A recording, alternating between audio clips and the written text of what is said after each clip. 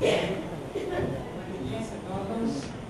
Tengo 2 minutos y medio para comentarles las conclusiones del primer día de discusiones, que fue el martes, que estuvimos todo el día con el tema de la calidad del gasto social.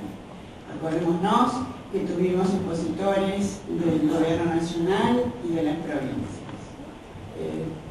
Quiero compartir con ustedes que cuando estuve revisando y recordando lo que fueron las exposiciones,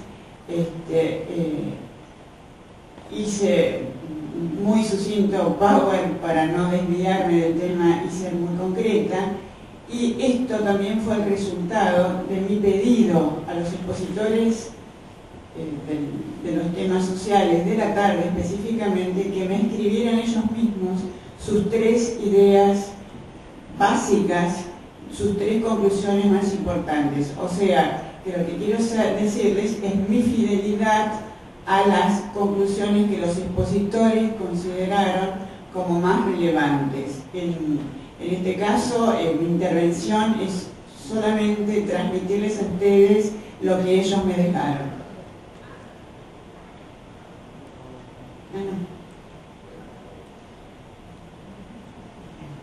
Bueno, el primer tema que tratamos, que fue mi introducción, quedó muy claro los niveles máximos históricos de gasto social y de gasto total que teníamos en Argentina.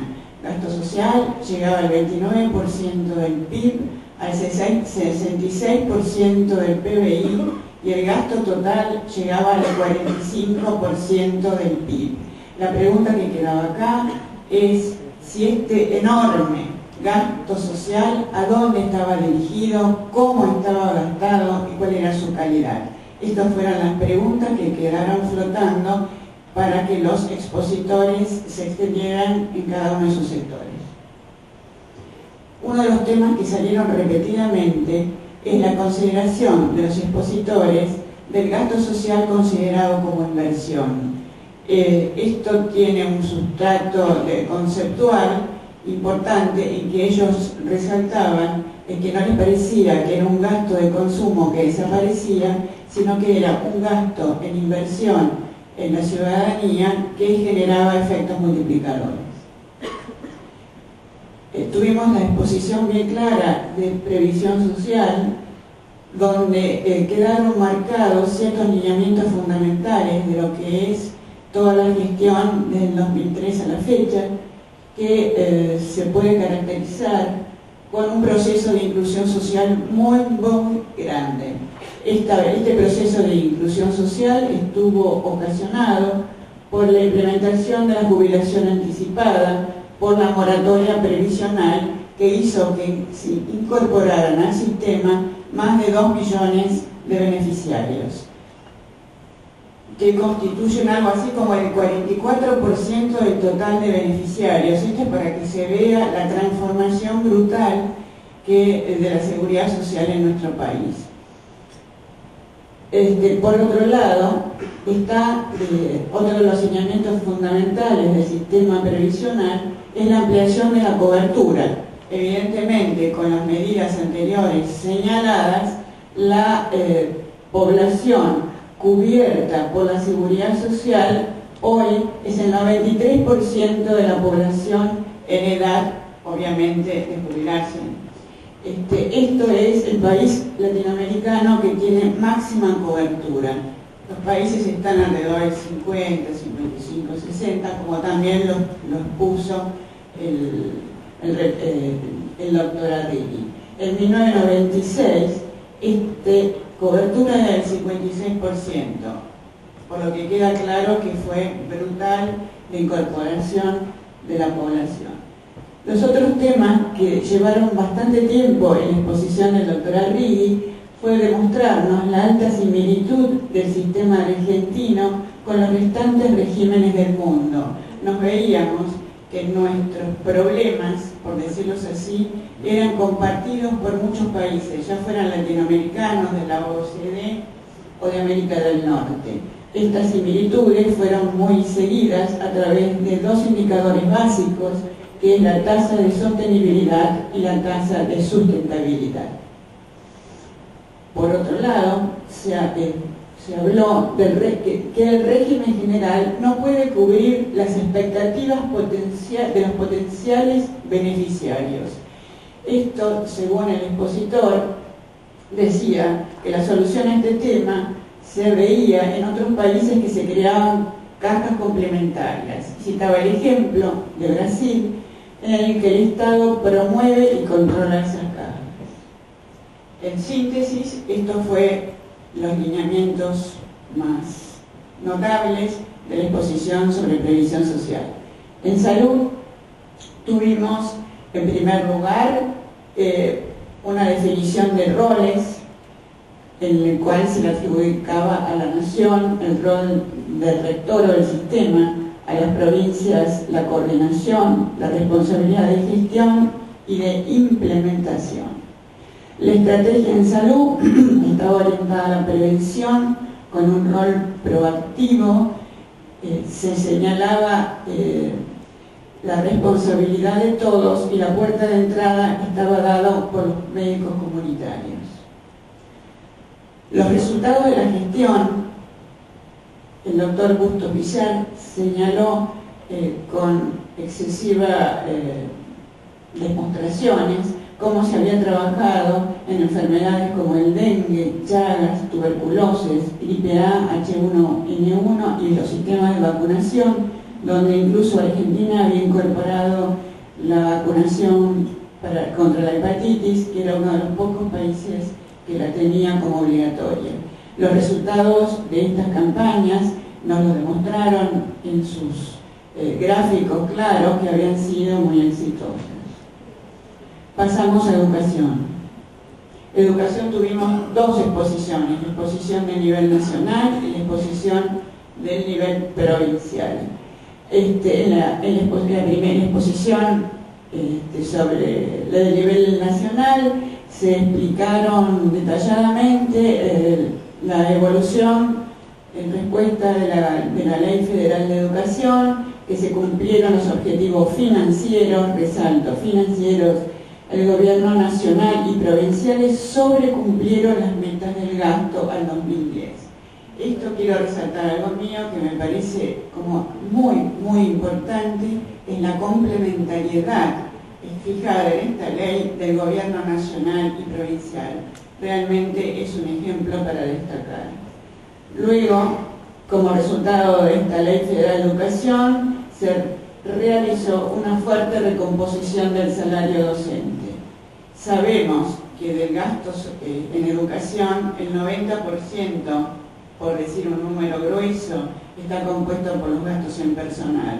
O sea, que el cumplimiento de la ley realmente se logró porque los salarios en gran medida fueron los que presionaron para que las metas de los gastos se cumplieran. También hubo un avance en creación y refacción de las escuelas. De educación en la provincia de Santa Cruz pudimos ver como en la otra cara de la moneda, desde la provincia en el cumplimiento de la Ley Federal de Educación, en lo que decimos una fuerte coordinación con nivel nacional, un mejoramiento de índices de eficiencia interna y calidad educativa, también un desarrollo profesional docente. Por último, el tema restante que tratamos, el de protección social, creo que, por lo menos esto a mí, me resultó interesante la metodología de implementación de centros integrales comunitarios. Estos centros, esparcidos por el país, tienen la propiedad y el beneficio de hacer la coordinación de los sectores salud, educación y desarrollo social. El resultado da como que la comunidad ha crecido en su poder de transmitir, de expresar sus necesidades y también pedir solicitar acceso a lo que les resulta faltante. Esto es una característica de todo este periodo, no se había conocido previamente en las políticas argentinas. El desarrollo social de la provincia de Santa Cruz, vino la ministra y explicó que el objetivo del ministerio era crear una política social integral que restituyera. Bueno, las conclusiones del bloque de planificación van a ser más breves. Y además no tuve la suerte que tuvo Cristina de que los expositores hayan hecho el punteo de temas, y la discusión fue bastante complicada y caótica, pero traté de rescatar las cosas que fuimos viendo a lo largo del bloque. Brevemente, se subrayó la importancia que tiene la planificación para mejorar tanto los resultados de las políticas públicas como el desempeño del sector público en general. Una suerte de revalorización de la planificación como instrumento. También se señaló que esa revalorización de la planificación se enraiza en una historia que ha sido muy fuerte en el país y que data ya desde los años 30 y que tuvo un momento de auge durante los años 60 y los años 70.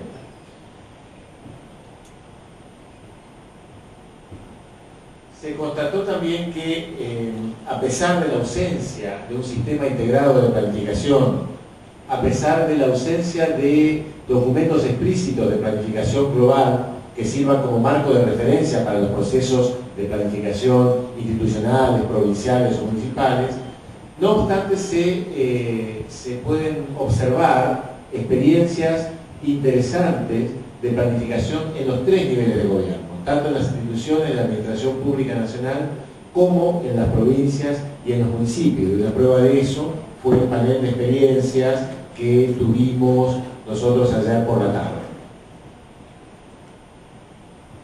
Otro punto que creo que a juicio de todos fue muy importante y característico del día de ayer es que se rescató la importancia y la necesidad de la vinculación entre planificación y política. Creo que esto fue un rasgo distintivo y un poco marcó la discusión del último tramo del día de ayer. Es importante porque siempre hemos insistido en el divorcio o las dificultades de articulación entre la planificación y el presupuesto, pero nunca habíamos hecho explícito un señalamiento respecto del divorcio que suele haber entre los procesos de planificación estratégica, operativa o presupuestaria y el componente político de las políticas públicas. Otro punto que se marcó con mucha importancia y que creo que hubo cierto acuerdo en el auditorio es que, a diferencia de la experiencia de planificación normativa, de la planificación de los años 60 y 70, donde el eje y la preeminencia estaba puesto en el planificador como personaje, que además identificaba sus propias ideas con el plan, porque en realidad el economista planificador traía su propuesta de cuál debería ser el camino de desarrollo económico del país. En este caso, lo que se dice es que lo importante es que debe planificar quién gobierna. Es importante porque en la experiencia de los 60 y 70 muchas veces los planes que los planificadores proponían a los gobernantes quedaban en el cajón o se intentaban empezar a implementar y a los pocos meses y después de las primeras huelgas y tomas de frigoríficos el gobernante hacía lo que podía y dejaba el plan en el cajón. Se afirmó que la planificación estratégica debe aportar una teoría analítica de la acción de gobierno, que debe ser capaz de explicar qué es gobernar, en qué consiste, cuáles son sus dimensiones, en qué consiste la acción de gobierno. No solamente es un proceso mediante el cual yo puedo definir un rumbo, definir objetivos, definir metas, sino que además debe proporcionar una teoría analítica de la acción del gobernante para que pueda servir como un instrumento de apoyo a aquel que tiene que tomar las decisiones. se alertó sobre el riesgo de